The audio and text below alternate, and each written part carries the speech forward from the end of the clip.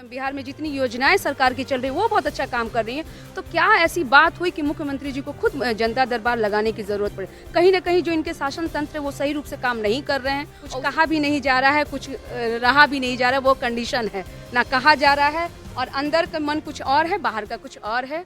सोमवार है, आज मुख्यमंत्री नीतीश कुमार की जनता दरबार थी और जो समस्याएं आपने देखी हैं कि किस तरीके से कई आरोप लगाए जा रहे हैं। हमारे साथ आरजेडी के विधायक हैं, उनसे भी जानते हैं कि आखिर ये लोग जनता दरबार क्यों नहीं लगाते हैं। आप लोग क्यों नहीं जनता दरबार लगाते हैं?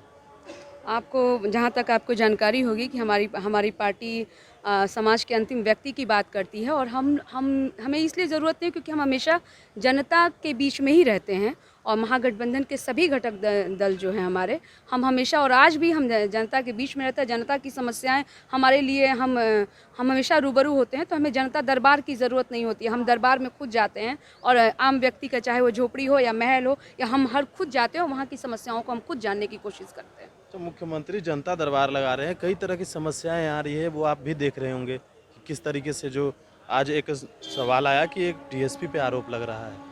क्या चल क्या रहा है? सवाल उठता है कि आप सुशासन की बात करते हैं और शासन तंत्र कहते हैं कि हमारे अफसर बहुत अच्छा काम कर रहे हैं, हमारी जितनी संस्थाएं हैं वो अच्छा काम कर रही हैं, बिहार में जितनी योजनाएं सरकार की चल रही है वो बहुत अच्छा काम कर रही हैं। तो क्या ऐसी बात हुई कि मुख्यमंत्री जी को खुद जनता दरबार लगाने की ज़रूरत पड़े? कहीं ना कहीं जो इनके शासन तंत्र है वो सही रूप से काम नहीं कर रहे हैं और उसमें तब उन्हें वो विवश होकर वो सारे जनता के बीच में जनता दरबार उन्हें लगाना पड़ा है।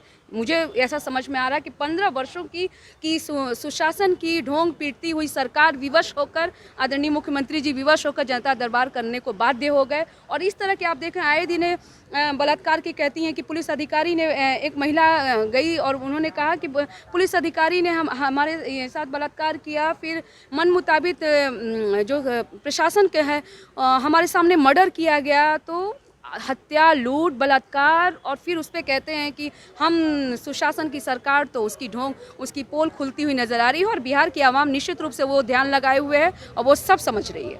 सवाल है कि प्रधानमंत्री के सारे गुण हैं नीतीश कुमार में, लेकिन प्रधानमंत्री के दावेदार नहीं। आपको क्या लगता है? देखिए, बहुत ऐसी बातें हैं जो पर्दे के पीछे हैं और जिस तरह से बीच में सरकार को जिस समाजवादी विचारधारा की बात की थी और दूसरी विचारधारा के साथ ये सरकार में गए, जब राजद की सरकार इनके साथ थी और जब इन्होंने दूसरे का हाथ थामा और फिर आज बोलते हैं कि अभी कश्मकश में स्थिति में माननीय मुख्यमंत्री जी हैं, कुछ कहा भी नहीं जा रहा है, कुछ रहा भी नहीं जा रहा है, वो कंडीशन है ना, कहा जा रहा है और अंदर का मन कुछ और है, बाहर का कुछ और है। ना कहूँ और बात बन जाए हर कोई, और चाहत तो बहुत दूर की है ही, चाहत तो है मुख्यमंत्री जी की। तो आप भी घुमा के बताना चाह रही हैं, मतलब क्या बात क्या है? बात तो यही है कि पीएम के लायक हैं, मानते हैं आप? कौन? नीतीश कुमार 15 वर्षों में सुशासन का ये रूप देखने को मिल रहा है, तो मैं क्यों पीएम के लायक? व्यक्ति बहुत महत्वाकांक्षी होता है, व्यक्ति अपनी बात कर रहे हैं। मुख्यमंत्री जी की इच्छा है कि मैं पीएम मटेरियल हूँ और मुझे लोग कहें, मुझे ना कहना पड़े, लोग ही कह दें कि मैं पीएम मटेरियल हूँ, वो कहना चाहते हैं, लेकिन हमारे मुताबिक तो बिल्कुल नहीं। बिल्कुल। तो ये थी हमारे साथ आरजेडी की विधायक संगीता जी। कई सवाल थे जो हमने जाने इनसे, और भी अपडेट्स देंगे इस नेशन के साथ। नमस्कार।